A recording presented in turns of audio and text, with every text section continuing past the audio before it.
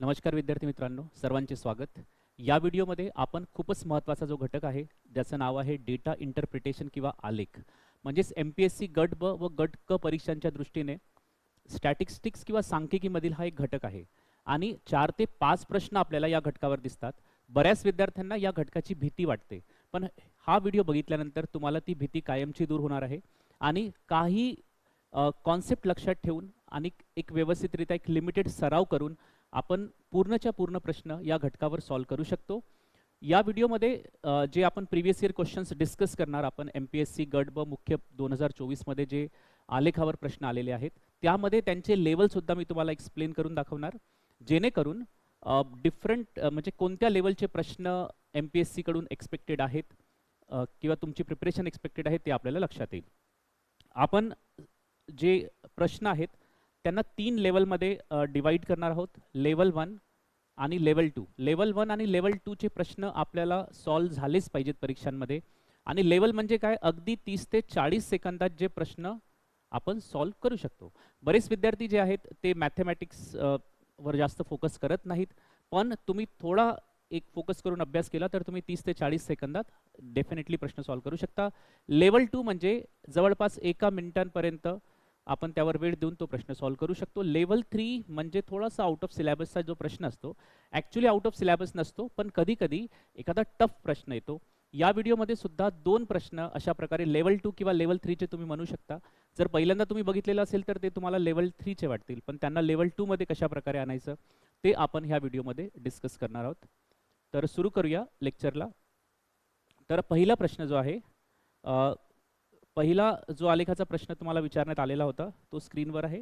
जर ग्राफ व्यवस्थितरित्या दिसत नसेल तर टेलिग्राम चॅनलला 2 PDFs मी टाकलेले आहेत, गट ब मुख्यचे आणि गट क मुख्यचे.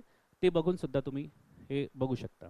ओके, तर ग्राफ, कोणतेही ग्राफ सॉल्व करताना सर्वप्रथम आपल्याला ग्राफ कोणत्या म्हणजे कोणती माहिती प्रोव्हाइड करत आहे हे समजणे गरजेचं आहे, ज्याला आपण टायटल म्हणू शकतो. आणि ती माहिती, त्या माहितींचे एकक कोणते आहेत हे आपल्याला लक्षात असायला पाहिजे. ग्राफवर सामान्यतः पर्सेंटेज म्हणजेच शेकडेवारी, सरासरी आणि गुणोत्तर यावर प्रश्न विचारले जातात. अगदी बेसिक आपल्याला गोष्टी माहिती पाहिजे त्या घटकांविषयी. कोणकोणते घटक, पर्सेंटेज, सरासरी आणि गुणोत्तर. तर चला पहिला ग्राफ, त्याची हेडिंग वाचूया, म्हणजेच कोणती माहिती हा ग्राफ देत आहे हे आपण बघूया. तर काय लिहिलं आहे, खालील आलेखाचे अवलोकन करून खालील प्रश्नाचे उत्तर द्या. ठीक आहे, हे वाक्य तर आपण परीक्षेमध्ये स्किप करू शकतो. बार आलेखातील, याला बार ग्राफ म्हणतात, बिल्डिंग सारखं असेल. बार आलेखातील बार ABCD कंपन्यांनी 2 वेगवेगळ्या महिन्यात एप्रिल व मे मध्ये विकलेल्या लॅपटॉपचे युनिट दाखवतात. म्हणजे आता आपल्याला इन्फॉर्मेशन दिलेली आहे की वेगवेगळ्या कंपन्यांनी, जे आहेत 4 कंपन्या आहेत, कोणकोणत्या, A, B, C आणि D, यांनी एप्रिलमध्ये, हे आहे एप्रिल आणि हे आहे मे, यांच्यामध्ये जे लॅपटॉप्स विकलेले आहेत त्यांची संख्या देण्यात आलेली आहे. आणि ग्राफला न बघता सुद्धा आपण हा प्रश्न सॉल्व करू शकतो, कारण की खाली टेबलच्या फॉर्ममध्ये इन्फॉर्मेशन दिलेली आहे. ओके, तर इन्फॉर्मेशन आपल्याला समजलेली आहे. आणि नंबर ऑफ लॅपटॉप्स म्हणजे जे युनिट आहे ते संख्येमध्ये आहे. तर किती लॅपटॉप्स विकले, तर A कंपनीने एप्रिलमध्ये 600, A कंपनीने मेमध्ये 1200 लॅपटॉप्स विकलेले आहेत. अशा प्रकारे माहिती आपल्याला देण्यात आलेली आहे. तर हेडिंग वाचून आपल्याला नक्की माहिती होते की ग्राफ कोणती इन्फॉर्मेशन आपल्याला देत आहे. आता प्रश्न बघा, प्रश्न काय आहे, तर प्रश्न आहे मे महिन्यात C व D दोन्ही कंपन्यांनी मिळून विकलेले लॅपटॉप. आता दोन्ही कंपन्यांनी मिळून विकलेले लॅपटॉप म्हटलेलं आहे, तर लगेच आपण कॅल्क्युलेशन करायचं की C व D यांनी मे महिन्यात किती लॅपटॉप विकले. तर मे महिन्यामध्ये जाऊया आणि C आणि D, तर बघा 800 आणि 1000. ओके, 800 आणि 1000 म्हणजे किती लॅपटॉप्स विकले, 1800. तर पहिली जी गोष्ट देण्यात आलेली आहे प्रश्नामध्ये त्याचा नंबर आपल्याला मिळालेला आहे. आणि पुढे काय म्हटलेलं आहे, मे महिन्यात C व D दोन्ही कंपन्यांनी मिळून विकलेले लॅपटॉप हे एप्रिलमध्ये कंपनी B ने विकलेल्या लॅपटॉपपेक्षा किती टक्के जास्त आहे. म्हणजे हा प्रश्न शेकडेवारीचा आहे, पर्सेंटेजचा आहे. पर्सेंटेजवर 2 बेसिक प्रश्न विचारलेले असतात. फॉर एक्झाम्पल, एक संख्या दुसऱ्या संख्येचा किती टक्के आहे, किंवा एक संख्या दुसऱ्या संख्येपेक्षा किती टक्क्यांनी अधिक आहे किंवा कमी आहे, अशा प्रकारचे प्रश्न विचारले जातात. तर बेस व्हॅल्यू इथे आपल्याला लक्षात असायला पाहिजे. बेस व्हॅल्यू म्हणजे काय, संदर्भ संख्या, म्हणजेच काय की कोणत्या संख्येची तुलना कोणत्या दुसऱ्या संख्येसोबत होत आहे. समजा A ची तुलना B सोबत होत असेल तर B ही संदर्भ संख्या असते. तर यामध्ये कुणाची तुलना कुणासोबत केली जात आहे, तर C व D चे मे मध्ये जितके लॅपटॉप्स विकलेले आहेत त्यांची तुलना एप्रिलमध्ये बीने विकलेल्या लॅपटॉपसोबत केलेली आहे. तर बीने एप्रिलमध्ये किती लॅपटॉप विकलेले आहेत? 1200. म्हणजे आता ही संख्या 1200 पेक्षा किती टक्क्यांनी अधिक आहे असा प्रश्न विचारलेला आहे. आणि तुम्ही डायरेक्टली सुद्धा विचार करू शकता किती जास्त आहे? 600. आणि बेस व्हॅल्यू कोणती होणार? 1200, कारण की 1200 सोबत कंपॅरिझन होत आहे. तर छेदामध्ये किती येणार? 1200. आणि पर्सेंटेज कॅल्क्युलेट करायचा असतो तर आपण 100ने गुणाकार करतो. आता तुमचं जर कॅल्क्युलेशन चांगलं असेल तर तुम्ही लगेच उत्तर शोधू शकता, म्हणजे इतक्या स्टेप्स लिहिण्याची आवश्यकता नाही. 600ने जास्त आहे तर 600 हा 1200चा किती टक्के आहे? तर सिंपल आहे, 50% आहे, अर्धा आहे. मग या प्रश्नाचे उत्तर काय येईल? 50%. तर मी या प्रश्नाला लेवल 2 मध्ये टाकणार. म्हणजेच काय की तुम्ही एका मिनिटात हा प्रश्न डेफिनेटली सॉल्व्ह करू शकत होते. जर आता तुमची प्रिपरेशन इतक्या लेवलला पोहोचलेली नसेल तर तुम्हाला मग थोडीफार त्याच्यावर मेहनत करण्याची गरज आहे. ओके, तर प्रश्न क्रमांक 1, या प्रश्नाचे उत्तर काय आहे? 2. आता दुसरा प्रश्न. सर्वप्रथम आपल्याला काय बघायचं आहे की ग्राफ जी आहे, जो दिलेला ग्राफ आहे कोणत्याही प्रकारचा असू शकतो, तो कोणती माहिती आपल्याला प्रोव्हाइड करत आहे? तर खालील स्तंभालेखात एका शाळेत 3 वर्षांची विद्यार्थी संख्या दर्शविलेली आहे. 3 वर्षांची विद्यार्थी संख्या दर्शविलेली आहे. 2001 मध्ये हे 2001 आहे. किती संख्या आहे? 800. ही आहे 1000. हे आहे 600 2003 मध्ये, आणि हे 2002 मध्ये. यामध्ये मुले व मुलींची संख्या दिलेली आहे. म्हणजे हा शेडेड जो पोर्शन आहे ती मुलांची संख्या आहे आणि ही जी आहे ती मुलींची संख्या आहे. आता याचा अर्थ काय झाला? एक्झाम्पल समजवतो, त्यानंतर आपण प्रश्न बघूया. की 2001 मध्ये एकूण किती विद्यार्थी आहेत? 800 विद्यार्थी आहेत. त्यापैकी मुलांची संख्या किती आहे आणि मुलींची संख्या किती आहे हे आपल्याला लक्षात येईल. तर बघा, मुलींची संख्या हा एक पोर्शन आहे. मुलींची संख्या 200 पर्यंत मॅच करत आहे. म्हणजे 2001 चा जर विचार केला तर मुली किती असतील? 200. आणि एकूण विद्यार्थी 800 होते. म्हणजे मुलांची संख्या किती झाली? 600. अशा प्रकारे हा ग्राफ आपल्याला माहिती देत आहे 3 वर्षांच्या मुले व मुलांच्या संख्येविषयी. आता प्रश्न काय विचारलेला आहे बघा. तर प्रश्न आपल्याला विचारलेला आहे 2002 साली मुलांची संख्या मुलींची संख्येपेक्षा कितीने जास्त आहे? फक्त फरक विचारलेला आहे. कमी किंवा जास्त याचा अर्थ काय होतो की दोन संख्यांमधील फरक. तर 2002 साली मुलांची संख्या विचारलेली आहे. तर 2002 साली आपल्याला जायचं आहे. 2002 साली आपण जर गेलो तर मुलांची एकूण विद्यार्थी किती आहेत? 1000. त्यापैकी मुलींची संख्या बघा, इथपासून ते इथपर्यंत आहे. आणि ही जी रेषा आहे ती 400 ला इथे पॅरेलल आहे, समांतर आहे. म्हणजे मुलींची संख्या झाली 400 तर मुलांची संख्या किती होणार? 600, कारण की एकूण विद्यार्थी किती आहेत? 1000. आणि फरक कितीचा आहे? 200चा. तर सोपा असा प्रश्न होता. याला आपण लेवल 1 चा प्रश्न म्हणूया. ओके, एका मिनिटाच्या आत हा प्रश्न सॉल्व्ह झाला पाहिजे, अशीच प्रॅक्टिस तुमची असायला पाहिजे. ठीक आहे, नेक्स्ट प्रश्न बघा. प्रश्न क्रमांक 3 जो आलेला होता पेपरमध्ये, गट ब मुख्यच्या 2024च्या पेपरमध्ये हा आलेला प्रश्न आहे. यावर 2 प्रश्न विचारलेले आहेत आणि ते दोन्ही प्रश्न जे होते थोडे ट्रिकी प्रश्न होते, पण त्यांना सोप्या पद्धतीने कशा प्रकारे सॉल्व्ह करायचं ते मी तुम्हाला आता इथे एक्सप्लेन करतो. ओके, तर पाय चार्ट देण्यात आलेला आहे. मग पुन्हा आपल्याला काय शोधायचं आहे की हा पाय चार्ट कशाविषयी माहिती देतो. तर म्हटलेलं आहे खालील दिलेला वर्तुळालेख एका गावातील जमिनीतील अन्न पिकांची विभागणी दर्शवितो. म्हणजे अन्न पिके जी आहेत ती त्यांचे डिस्ट्रीब्युशन दर्शवित आहे. वर्तुळालेखाचा काळजीपूर्वक अभ्यास करून खालील प्रश्नांची उत्तरे या 2 प्रश्न यावर आलेले आहेत. आता पहिला भाग कोणता आहे की ग्राफ जो आहे तो कोणती माहिती आपल्याला देत आहे? टायटल कोणते आहे? तर माहिती कोणती आहे? अन्न पिकांची विभागणी हे टायटल झाले. आणि दुसरा घटक काय बघायचा? तर युनिट बघायचे. म्हणजे ज्या संख्या दिलेल्या आहेत त्यांचे युनिट काय आहे? म्हणजे युनिट म्हणजे काय? त्या डिग्रीमध्ये सुद्धा असू शकतात, त्या पर्सेंटेजमध्ये सुद्धा असू शकतात, त्या रुपीजमध्ये सुद्धा असू शकतात. अशा प्रकारे डिग्रीज असतात, म्हणजे युनिट्स असतात, एकके असतात. तर या ग्राफचं एकक काय? जसं तांदूळ इथे दिलेलं आहे की हे जे आहे ते तांदूळ आहे. किती डिग्री आहे? 72 डिग्री. इतर 72 डिग्री. मका 99 डिग्री. ओके, आणि पाई चार्टमध्ये आपल्याला काही गोष्टी लक्षात ठेवायला पाहिजेत. कधी कधी प्रश्न येतो की ह्या डिग्रीला पर्सेंटेजमध्ये कन्वर्ट करा. मग ते कन्व्हर्शन्स आपल्याला लक्षात असायला पाहिजेत. पण इथे आता प्रश्न काय विचारलेला आहे ते आपण बघूया.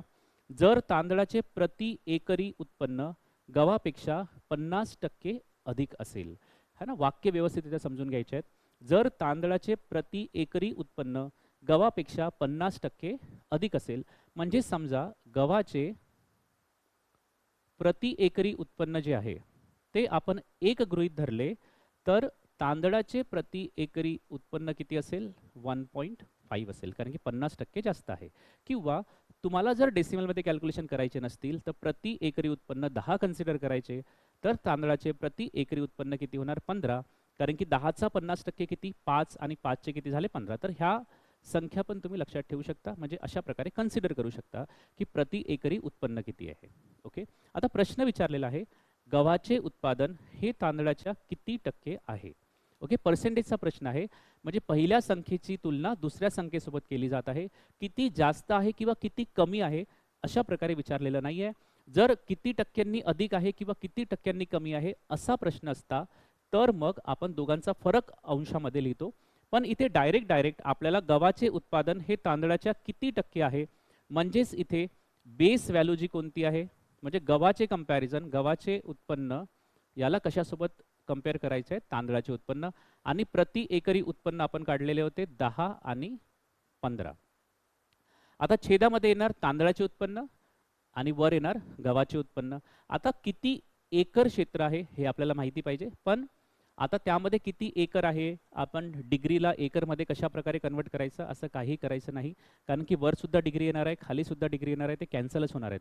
म्हणून सरळ सरळ ज्या व्हॅल्यूज आपल्याला ग्राफमध्ये दिसत आहेत त्या डायरेक्टली आपण कन्सिडर करायच्या आहेत. तर गव्हाचे म्हणजे जे क्षेत्र आहे ते किती आहे बघा, गहू लिहिलेलं आहे 36 डिग्री. तर आपण याला युनिट्स कॅन्सल करू शकतो, डिग्री नाही लिहिलं तरी चालेल, कारण की वर सुद्धा डिग्री येणार, छेदामध्ये सुद्धा डिग्री येणार, तर ते कॅन्सलच होणार आहेत. ओके, तर म्हणजे किती एकर क्षेत्र आहे, तर आपण कन्सिडर करूया 36 एकर क्षेत्र आहे आणि एका एकरामध्ये किती उत्पादन आहे 10. मग ते 10 kg असो, 10 क्विंटल असो किंवा किती असो, एकक छेदामध्ये आणि अंशामध्ये सेम येणार आहेत, त्यामुळे ते कॅन्सल होतील. त्यामुळे एककाकडे पर्सेंटेजमध्ये लक्ष द्यायचं नाही.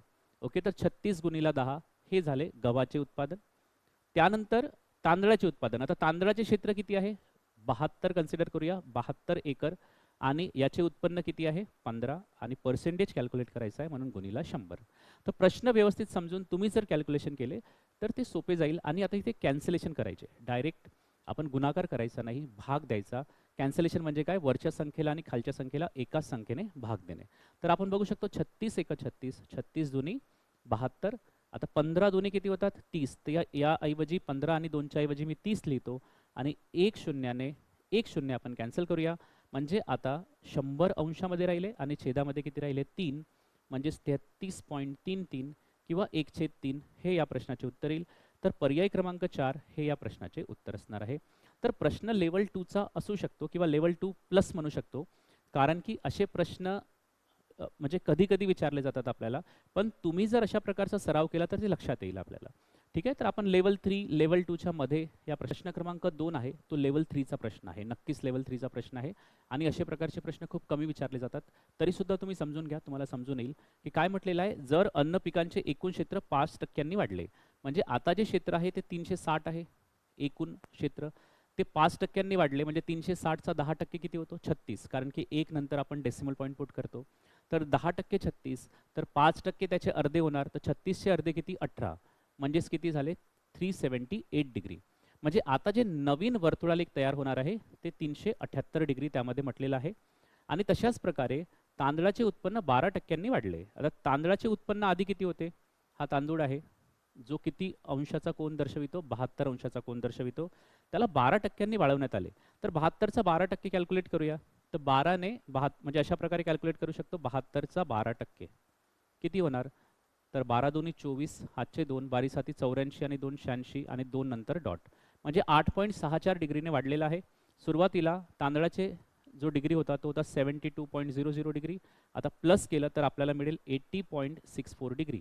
म्हणजे आता जे नवीन वर्तुळालेख किंवा पाई चार्ट मिळणार आहे त्यामध्ये 378 डिग्री कंप्लीट अँगल आहे, आणि तांदळाचा अँगल किती आहे 80.64 डिग्री अशा प्रकारे म्हटलेलं आहे आपल्याला. तर नवीन वर्तुळालेखात तांदळाचा कोन किती असेल तर आपल्याला ते कॅल्क्युलेट करायचं आहे. तर तांदळाचा कोन किती असेल तर 378 मध्ये 60.64 आलेला आहे. म्हणजे सुरुवातीला काय होतं की 72 होते कितीमध्ये 360 मध्ये, आता 80.64 हे कशामध्ये येतील 378 मध्ये आपल्याला कन्वर्ट करायचं आहे. तर कशा प्रकारे करावं लागेल आपल्याला, तर आपण इथे बघू शकतो की 80.64 हे किती पैकी आहे 378 पैकी आहे, तर 360 पैकी किती, कारण की नवीन वर्तुळालेख जो तयार होईल तो 360 डिग्रींचा असेल. तर 378 मध्ये 80.64 तर 360 मध्ये किती कोण. तर आपण क्रॉस मल्टिप्लिकेशनने हा प्रश्न सॉल्व्ह करू शकतो. 80.64 इंटू 360 हे अंशामध्ये जातील आणि खाली किती असेल 378. डेसिमल पॉईंटच्या नंतर 2 अंक आहेत ते काढून आपण खाली 2 शून्य लावू शकतो. मग 2 शून्याने 2 1 शून्याने 1 शून्य कॅन्सल. आणि आता आपण कॅन्सलेशन करूया. 6 ने भाग जातो 36ला. 6 6 36 6 6 36 हातचा एक साइन त्रिक 18. त्यानंतर पुन्हा 3 ने भाग जातो. 3 दुनी 6 3 दुनी 6 आणि 3 1 3. आता डायरेक्ट आपण भाग देऊया 2 ने गुणाकार करून. बेचौ 8 बेसख 12 हातचा 1 बे शून्य शून्य आणि 1 शून्य बे आठी 16 आणि याला आपण भाग देऊया 21 ने. ओके, तर डेफिनेटली लेवल 3चा प्रश्न होता. अशा प्रकारचा प्रश्न आला जे मॅथ्समध्ये खूपच स्ट्रॉंग आहेत ते सॉल्व्ह करू शकतात. अदरवाईज तुम्ही एखादा प्रश्न स्किप करू शकता. पण मेथड लक्षात घ्या. पुन्हा एकदा सांगतो, 378 डिग्री नवीन वर्तुळालेख तयार झाला होता. त्यामध्ये तांदळाचा कोन किती होता 80.64चा होता. पण ॲक्च्युअल जो ग्राफ असतो पाई चार्ट असतो तो 360 डिग्रीचा असतो. म्हणजेच आपण अशा प्रकारे मांडणी केली 378 मध्ये 80.64 अंशाचा कोन तांदळाचा आहे तर 360 मध्ये किती अंशाचा असेल. मग 21 ने जर आपण भाग दिला तर किती वेळा भाग जाईल 7 वेळा भाग जाईल. 21 साते 147. तुम्हाला 20 ते 25 पर्यंत पाडे पाठांतर असतील तर खूप चांगली गोष्ट आहे. ओके, 14 राहिले. मग 2 छेदामध्ये घेतले तर 21 सख, कारण की 7 वेळा जर भाग दिला तर 147 येत होते. तर 21 सख जे पण येतील ते आपण इथे लिहूया. म्हणजे 76 पॉईंट समथिंग काहीतरी उत्तर येईल. आणि या प्रश्नाचे जे ऑप्शन आहेत इथे ऑप्शन कट झालेले आहेत. तर 70.68 अशा प्रकारचा एक पर्याय आहे. तर ते या प्रश्नाचे आपले उत्तर असेल. तर गट ब मुख्यमध्ये जे एकूण 4 प्रश्न आलेले होते त्यापैकी 3 आपण कॅल्क्युलेट करू शकत होतो. आणि हा जो एक प्रश्न आहे थोडा हेवी होता.